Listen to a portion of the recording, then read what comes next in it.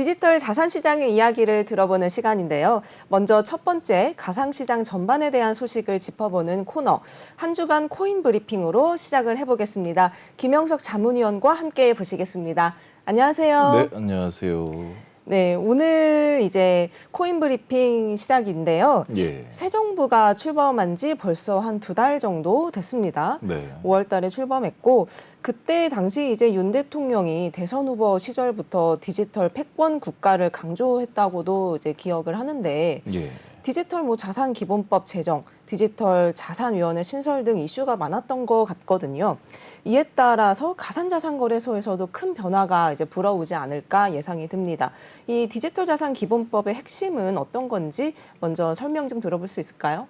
예, 일단은 이 디지털 자산 기본법 같은 경우에 그 이름은 뭐 달라졌을 수도 있겠지만 특히 이 윤석열 정부의 어떤 그 대선 후보 시절뿐만 아니라 네. 그 전에 있어서도 계속해서 이 기본법의 필요성이 대두가 되고 있었습니다. 특히나 이제 뭐 대선 과정에 있어서 이 윤석열 당시 이제 후보 측뿐만 아니라 뭐 이재명 후보 측에서도 이 가상자산의 어떤 핵심과 관련해서 기본적인 법안을 많이 만들어 주겠다. 그리고 이걸 쉽게 얘기해서 음지에서 양지로 끌어올리겠다라는 그런 어떤 취지의 이야기를 많이 했어요. 그렇기 때문에 사실상 그때 당시에는 이 어느 후보가 당선이 되더라도 이 가상자산 시장에 어느 정도 좀 활로가 열릴 것이다. 다만 그 내용에 있어서 좀 구체화가 되지는 않았었죠, 그때는. 근데 보통의 경우에 이제 뭐 예상을 하기를 당선되고 나면 이 이야기도 흐지부지 될 것이다라고 또 많이 예상을 했었는데 윤석열 정부가 출범한 이후에 이 가상자산 관련해서 굉장히 많은 노력을 또 보이고 있는 게 확인이 되고 있습니다. 당장에 이 금융위원회에서도 가상자산에 대한 어떤 뭐 재단이나 거래소에 대해서도 강경하게 처분을 하겠다. 뭐 잘한 부분이 있으면 육성을 시켜주고 잘 못한 부분이 있으면 과감하게 뭐 처벌이 됐든 그런 조치를 취하겠다라는 그런 의지를 보이고 있습니다. 특히 이 디지털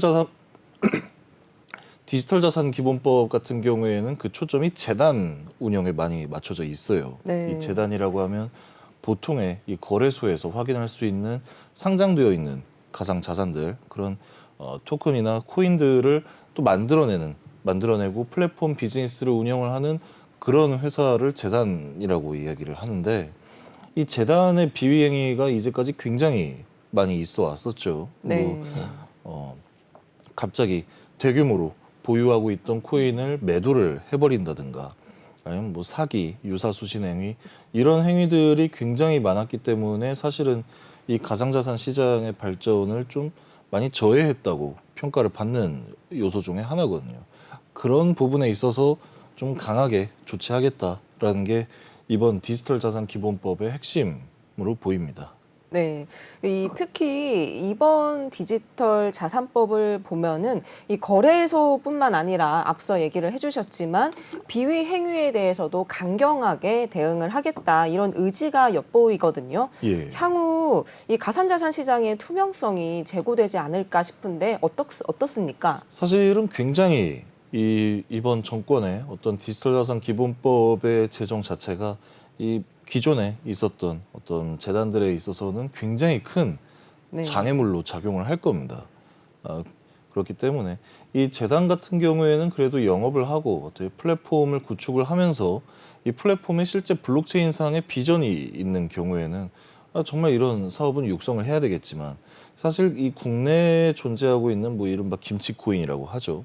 이 재단의 상당수 같은 경우에는 속히 말해서 스캠, 실체가 없는 사업을 있는 것처럼 속이고 문제가 많죠. 그렇죠. 네. 그렇게 포장을 하고 이 투자 피해자를 굉장히 많이 양성을 하는 그런 재단들이 굉장히 좀 많이 있어요. 특히 뭐 이 우리나라 같은 경우에는 설릉이나 삼성, 뭐 강남 이 주변으로 그런 회사들이 굉장히 또 많이 나타나고 있는데 이러한 재단들이 앞으로 좀 원만하게 영업을 하지 못할 것이다. 왜냐하면은 이제는 이 디지털 자산 기본법이 제정이 되고 어느 정도 홍보가 되고 알려지고 나면 일반 투자자들도 그걸 알게 돼요. 네. 내가 만약에 뭐 홍보를 받은 아니면 투자 권유를 받은 이런 코인이 있는데 이런 코인을 샀을 경우에 내가 뭐 피해를 받을 수도 있다. 이 재단 자체가 어떤 사기성을 띠고 있다라는 걸 금방 또 알아낼 수도 있고요. 당장에 지금 이 재단 차원에서 가상자산을 가지고 뭐 사기 행위를 저질렀을 때 뭐 최대 굉장히 좀 뭐 약 뭐 10년 이상의 이런 처벌을 내리겠다라는 게 실제로 뭐 최근에는 판례로도 나와 있습니다. 네. 그렇기 때문에 이 앞으로는 이 재단의 비위행위는 굉장히 많이 사라질 것이다. 하지만 제가 이제까지 뭐 방송을 계속하면서 뭐 계속해서 말씀을 드린 것처럼 이 재단 같은 경우에는 뭐 재단뿐만 아니라 이 블록체인과 가상자산 산업 자체가 항상 이 법이 제정이 되면 특근법 뭐 제정이 됐을 때도 그런 사례가 있었고 계속해서 이 빈틈을 찾습니다. 그래서 이 정부 차원에서도 이 기본법을 제정을 하는 데 있어서 최대한 좀 빈틈이 없게 제정을 네. 하는 게 굉장히 큰 해결 과제라고 볼 수가 있겠죠. 네, 이 디지털 자산법이 시행됨에 따라서 재단의 비위 행위에도 조금은 브레이크가 걸리지 않을까 짚어주셨는데요. 지난 23일이었죠. 삼성동의 코엑스에서 열린 스마트 금융 컨퍼런스.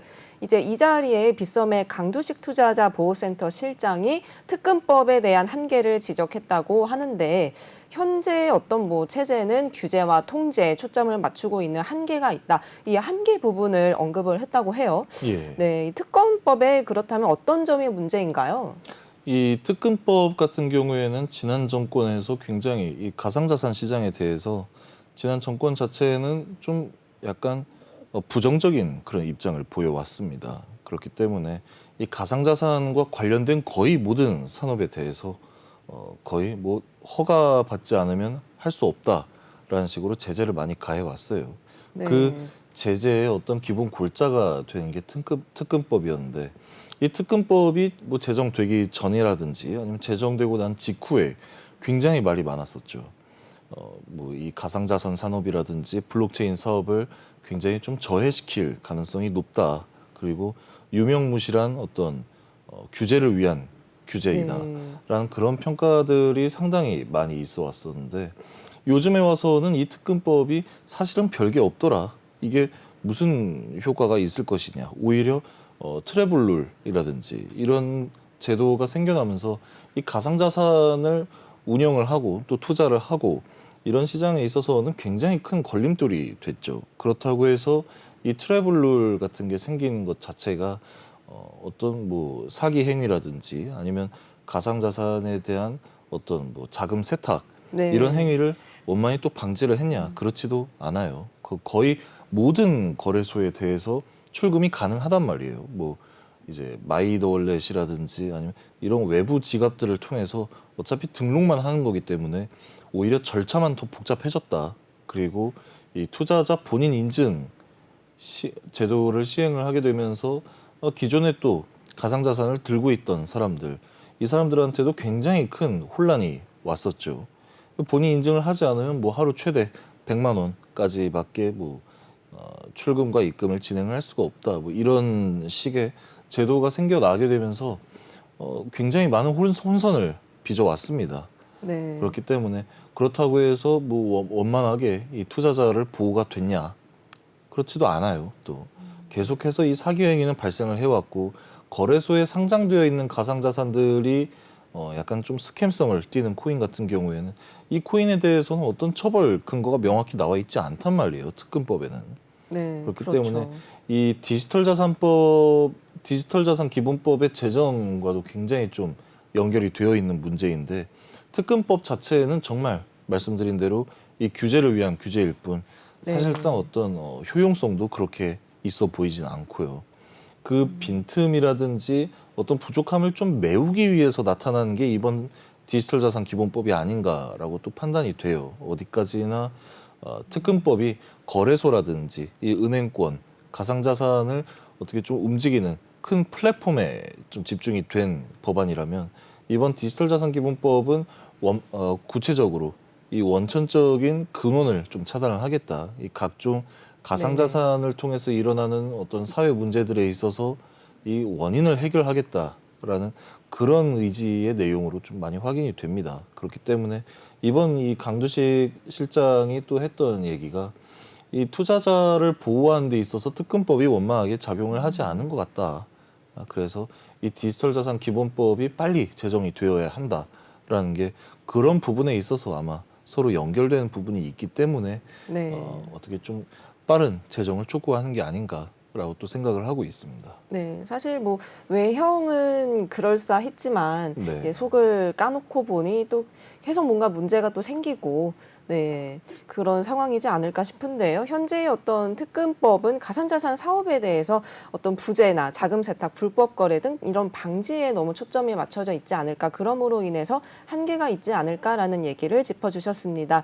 그렇다면은 현재 자금 세탁이든 해킹 등등 이런 식으로 좀 불거지는 각종 사건들이 굉장히 많은 상황이에요. 문제도 많이 되고 있고 디지털 자산 이런 기본법이 정말 근본적인 해결책이 될까요? 사실은 이런 문제들을 굉장히 획기적으로 비약적으로 많이 좀 해결할 수 있는 방안이라고 보고 있어요. 특히 이 디지털 자산 기본법에서 명시를 하고 있는 어떤 이 재단의 비위 행위들에 대해서 네. 허가를 내주지 않으면은 거래소도 이 코인은 상장을 할 수가 없다라는 식으로 이 거래소 차원에서도 상장을 하는 데 있어서 굉장히 큰 제약 사항이 생기는 거거든요. 이 법안이 제정됨에 따라서. 그렇기 때문에 일단은 피해자들이 많이 생겨나지 않을 것이다라는 그런 가능성. 왜냐하면 이 디지털 자산 기본법을 중심으로 해석을 했을 때 예를 들면 테라 루나 네. 사태 같은 경우에 있어서도 거래소에서 상장을 할 수가 없는 겁니다. 이 재단 내부의 어떤 뭐 비즈니스라든지 플랫폼 혹은 이 블록체인 알고리즘이라든지 이런 부분들을 다면적으로 평가를 했을 때 뭐 지금 와서 생각을 해보면은 테라 루나 같은 경우에는 이 상장을 할 수가 없는 코인이라는 말이에요. 그렇기 때문에 이런 부분에 있어서도 그 가능성을 좀 차단을 할 수 있는 법안이라고 생각이 되고요. 특히나 이 거래소 차원에서도 오히려 더 이 정부 차원보다 더 강력한 어떤 규제라든지 아니면 가이드라인을 제시를 하면서 또 상장을 받을 것이라고 또 생각이 들어요. 그렇기 때문에 이 자금 세탁이나 해킹 등의 이슈가 어쩔 수 없이 이 발생하는 건수는 많이 줄어들 것이다. 그리고 네네. 이 불특정 다수에 대한 어떤 뭐 거래소를 이용하는 투자자들이 이런 뭐 코인이라든지 토큰을 잘못 샀을 때 스캠인 줄 모르고 살 거란 말이에요. 분명히 그렇죠. 투자를 할 때에는. 네. 왜냐하면 이 정보 불균형이라는 것 자체가 이 거래소에서 파악을 하고 있다 하더라도 투자자가 이 재단의 내막까지 확인을 하기에는 굉장히 좀 어려운 사안입니다. 그렇기 때문에 거래소에서 공개를 하지 않으면은 투자자들은 사실상 알 수가 없는 거죠. 뭐 뉴스라든지 신문에 나오기 전까지는. 네. 다만 이 거래소에서 그런 코인들은 앞으로 상장을 할 수가 없을 것이라고 또 판단이 되기 때문에 근데 그 외적으로 만약에 뭐 이 장외 시장에서 또 파는 경우라든지 이런 경우도 상당히 많거든요. 이 가상자산도 아닌 어떤 회사가 사실상 이 포인트의 형태를 띠고 있는 어떤 코인을 뭐 ERC20 기반으로 뭐 찍어내 가지고 이거 상장할 거다. 내지는 이 코인 굉장히 좋은 코인인데 앞으로 뭐 수익률을 몇 퍼센트 보장을 하겠다. 이런 식으로 홍보를 해버리면 사실 이때부터는 거래소의 영역도 많이 벗어나는 겁니다. 네. 그렇기 때문에 이 거래소 장외에서 이루어지는 이 사기 행위에 대해서도 어느 정도는 처벌 근거라든지 이 규제 근거를 마련을 해 놓고 있지만 그 부분에 있어서는 앞으로 또 어떻게 또 구체화를 시켜서 나갈지 그 부분에 대해서도 좀 굉장히 많은 이 노력과 발전이 필요한 기본법이다라고 생각을 하고 네. 있죠 지금. 어찌 보면 좀 사각지대들을 좀 줄여 나가야 되는 예. 좀 그런 상황이라는 생각이 드는데요. 네, 지난달 초였죠. 루나와 테라의 어떤 이러한 폭락 사태 속에서 국내 거래소들의 대응 방식이 제각각이었어요. 투자자들의 혼란이 더욱더 가중되었다는 비판도 있었는데요.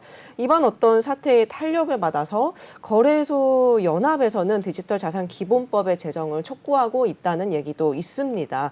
거래소 차원에서 규제안과 이 관련된 법안의 통과를 촉구하는 것은 좀 상당히 이례적인 일이지 않을까라는 생각이 드는데 이 부분은 어떻게 해석할 수 있죠?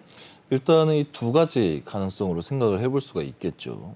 첫 번째, 이미 특근법으로 한번 되어봤으니 이번에는 오히려 먼저 뭐 이렇게 뭐 두 팔 벌려 환영을 하고 이 뭐 정부의 어떤 규제라든지 이 법안에 충실히 따라가겠다라는 네. 의지로 볼 수도 있고요. 두 번째, 정말 이 기본법 자체가 도움이 되기 때문에 그럴 수도 있는 겁니다. 왜냐하면은 이 특근법이 제정되기 이전에 국내 영업을 하고 있었던 이 가상자산 거래소가 약 250개가 넘어요. 거래소 숫자만. 이 코인의 숫자가 아니라 거래소의 양이 250개가 넘는 그렇게나 많이 예. 있나요?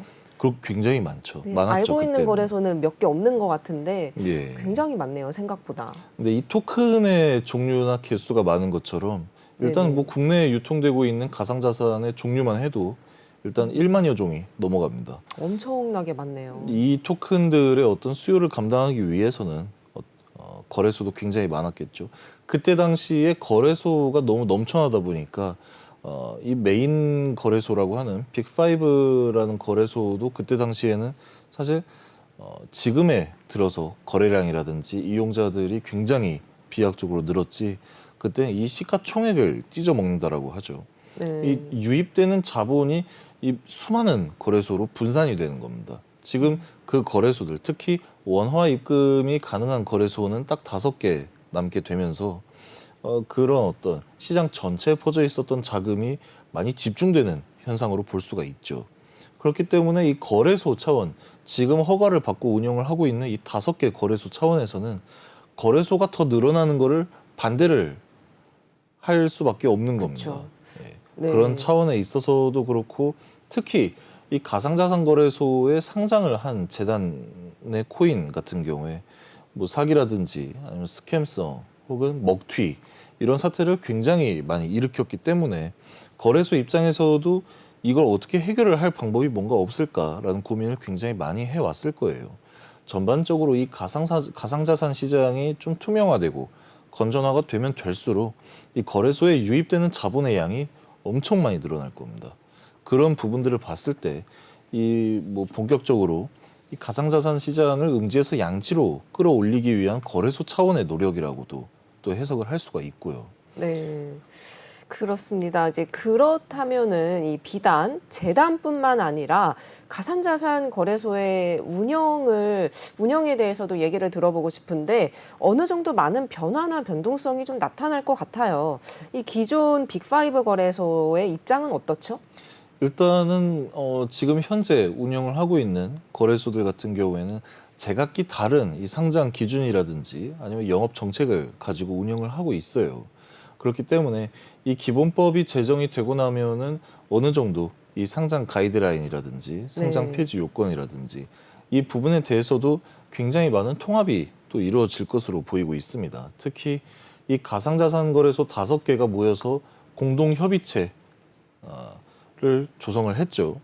이 협의체가 조성이 된 만큼 아마 상장되는 코인이라든지 이런 부분에 있어서도 어느 정도 공유가 되지 않을까라는 기대도 하고 있는데 기존 같은 경우에는 뭐 제각기 다른 기준을 갖고 있었기 때문에 네. 원하는 대로 상장 요건만 자체 가이드라인의 요건만 맞는다라고 하면은 얼마든지 상장을 시킬 수가 있었어요.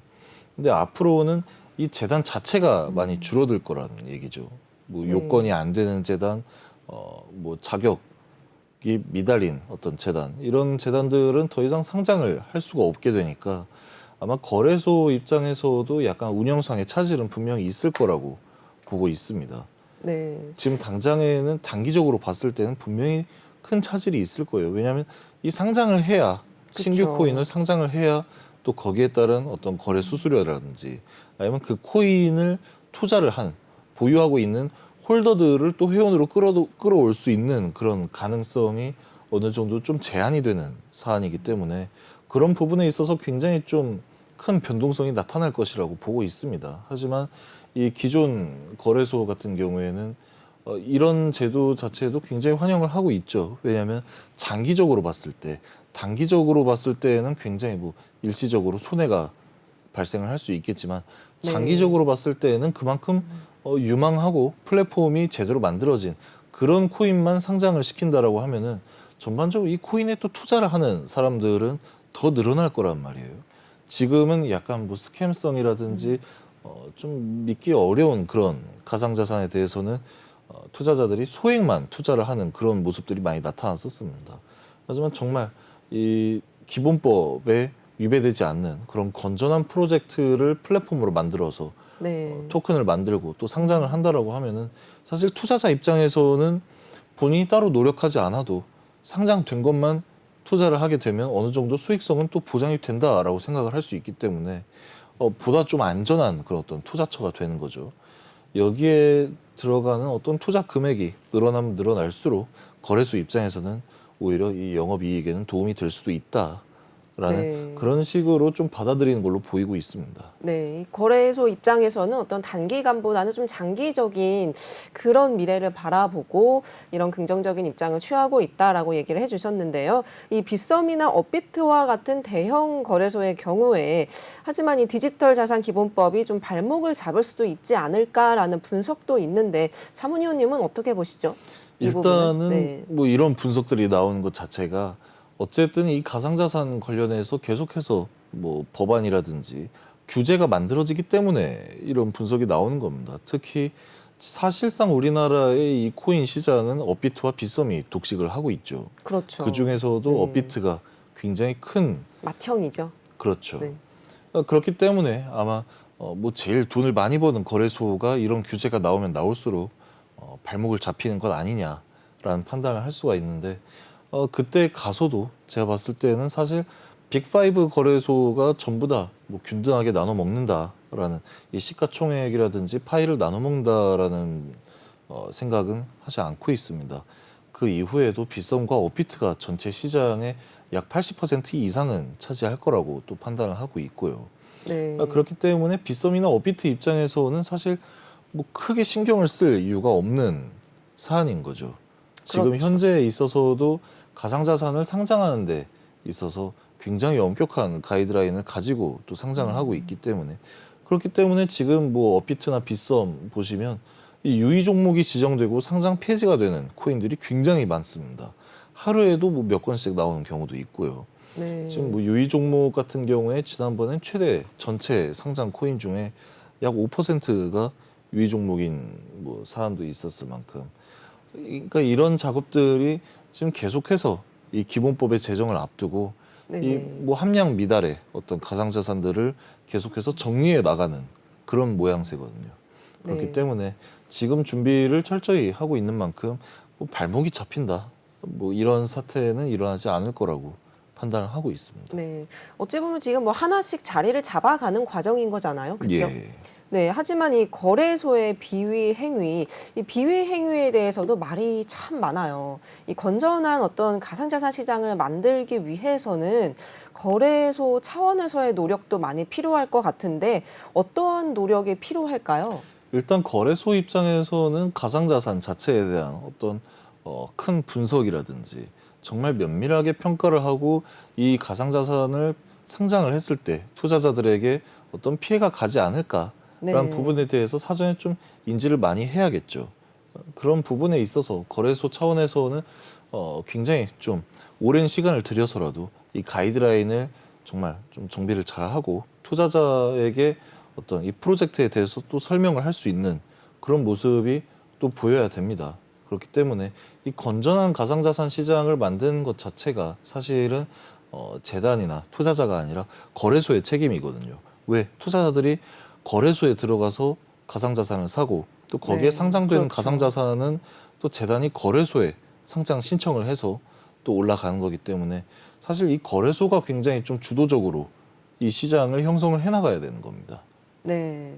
이 정보 불균형 현상 얘기도 빼놓을 네. 수가 없을 것 같은데 요즘에 좀 가상자산 시장도 커지고 있고요. 그만큼 투자자들도 늘어나고 있는 가운데 정보 불균형을 호소하는 목소리도 많이 나오고 있어요. 이러한 어떤 부분들이 가상자산 시장에서 투자자의 피해를 가속화하는 거 아니냐라는 우려도 있는데 이 기본법이 투자자를 위한 정보의 제공에도 좀 갈증을 해소시킬 수 있을까요? 일단은 이 기본법의 뭐 핵심 내용들을 보면 재단 차원에서 거래소 혹은 이 뭐 정부 부처에 가상자산을 만들고 또 상장을 하는 데 있어서 뭐 백서라든지 아니면 네. 이 코인의 전체 뭐 토큰 서머리라든지 그 생태계에 대해서 정확하게 제공을 하게 되어 있습니다. 그 정확하게 제공을 하고 나면 제공받은 자료는 분명히 또 이제 이 투자자들에게 크게 오픈이 될 거고요. 그럼 이 투자자들 입장에서는 이런 거래소나 정부 부처에서 제시를 하고 있는 그런 어떤 프로젝트 공시라든지 프로젝트 자체에 대한 어떤 자료들을 확인을 할 수가 있게 되는 겁니다. 애초에 이 정보를 제대로 제공을 하지 않으면 상장을 하기가 굉장히 어려워지고 상장뿐만이 아니라 이 국내에서 재단 영업을 하는 것 자체가 굉장히 어렵기 때문에 성실하게 정보를 제공을 할 수밖에 없어요. 뭐 장점이 있으면 장점을 뭐 부각을 할 수도 있고요. 단점이 있다고 해서 그 단점을 숨길 수 있는 시스템이 아마 안 될 것이다라는 겁니다. 네. 그렇게 되면은 이 거래소뿐만이 아니라 투자자 입장에서도 어떤 재단의 문제 사항이라든지 아니면 재단이 가지고 있는 이 코인, 재단이 발행한 코인의 어떤 좀 미흡한 알고리즘이라든지 이런 부분들을 전부 다 확인을 할 수가 있다라는 거죠. 거의 거래소 수준으로 재단의 네. 어떤 세부 사항을 파악을 할 수 있는 길이 열린다. 뭐 그거에 따른 뭐 각종 직업들도 많이 늘어날 것으로 보입니다. 예를 들면 이 재단에서 제공을 하는 어떤 정보에 대해서 또 해설을 하고 분석을 하고 투자 자문을 해주는 그런 어떤 직업군도 굉장히 많이 형성이 될 것으로 판단이 되고 있고요. 그렇기 때문에 이번 기본법의 제정 자체가 투자자의 어떤 정보 불균형 상태를 굉장히 많이 해소해 줄 것으로 또 기대가 많이 되고 있습니다. 네, 투자자 입장에서는 굉장히 좀 좋은 희소식이 아닐까라는 생각이 드는데 예. 이 현재 이 투자자가 거래소나 재단에 대해서 그렇다면 정보를 얻을 수 있는 방법은 어떤 게 있죠? 일단은 거래소 차원에서 제공을 하고 있는 어떤 뭐 프로젝트 정보, 그 인포메이션 정보를 다들 제공을 하고 있기 때문에 그런 방법으로도 취득을 할 수가 있고요. 아니면 이 보조 지표라든지 아니면 이 재단 자체에서 운영을 하고 있는 커뮤니티에서 확인을 하는 방법도 굉장히 큰 도움이 됩니다. 투자자에게. 다만 거래소에서 이 가상자산을 상장을 했을 때에는 투자자들에게 이게 어떤 토큰이고 어떤 기능을 하는지 그리고 이 토큰 생태계의 특징은 무엇인지에 대해서 충분히 제공을 할 의무가 있다라는 거죠. 네. 그렇다면은 이 업비트의 경우 얘기를 한번 해보고 싶은데 예. 업비트 같은 경우는 좀 프로젝트 공시에 대해서 상당히 좀 미온적인 입장을 취하고 있는 걸로 알고 있어요. 예. 뭐 이에 대해서 자문위원회님이 보시기엔 어떤 이유가 있을까? 어떻게 보시죠? 일단은 업비트 같은 경우에는 작년에 이 프로젝트 공시를 3월까지 계속 제공을 하고 있었습니다. 3월까지 제공을 하다가 그때 당시에 이 뭐 고머니2라는 토큰에 어떤 문제가 발생을 한 적이 있어요. 이 재단 측에서 업비트의 허위로 공시를 제공을 했고 업비트는 그 공시를 뭐 믿었는지 아니면 어떤 뭐 사유가 있었는지는 모르겠지만 그대로 투자자들에게 공개를 해버린 겁니다. 네. 재단 측에서 했던 거짓말을 걸러내지 못하고 투자자들에게 공개를 했고 이때 당시 그 공시가 나오자마자 또 시세가 올라갔어요.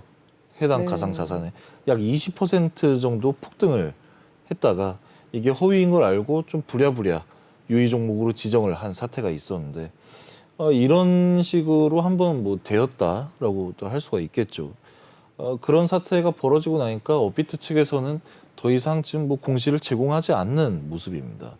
특히나 네. 지금 이 디지털 자산 기본법이 제정이 된다라고 한다면 이 프로젝트 공시에 대해서도 거래소가 어느 정도는 좀 제공을 할 의무가 생길 텐데 업비트는 자율 공시 체제로 돌입을 하겠다라고 얘기를 해놓고서는 사실 해당 뭐 자율 공시 체제에도 개발이 안 되어 있는 상태인 거죠. 네.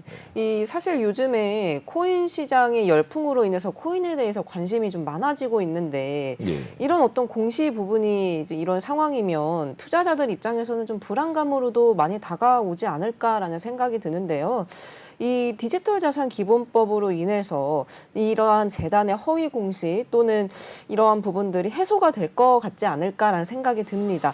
해외 재단의 경우는 어떻게 이런 공시의 투명성을 확보할 수 있는지도 궁금한데 어떻게 보시죠? 일단은 해외에 또 재단을 두고 있는 가상자산이라 할지라도 이 국내에 있는 가상자산 거래소에 상장을 할 때에는 어쩔 수 없이 이 정부 부처에 또 이 정보 혹은 백서의 업데이트 이 부분을 충실히 제공을 할 수밖에 없게 됩니다. 왜냐하면 그렇지 않으면은 뭐 국내 가상자산 거래소에 상장을 할 수 없는 환경이 조성이 되기 때문에 네. 그 부분에 있어서는 크게 걱정을 하지 않아도 되겠다라는 그런 의견이지만 이 공정성이라든지 어떤 뭐 신뢰성, 공시의 투명성 같은 경우에는 사실 이 코인을 상장을 하는 거래소 차원에서 좀 면밀하게 알아보고 또 조사해서 투자자에게 공개를 해야죠.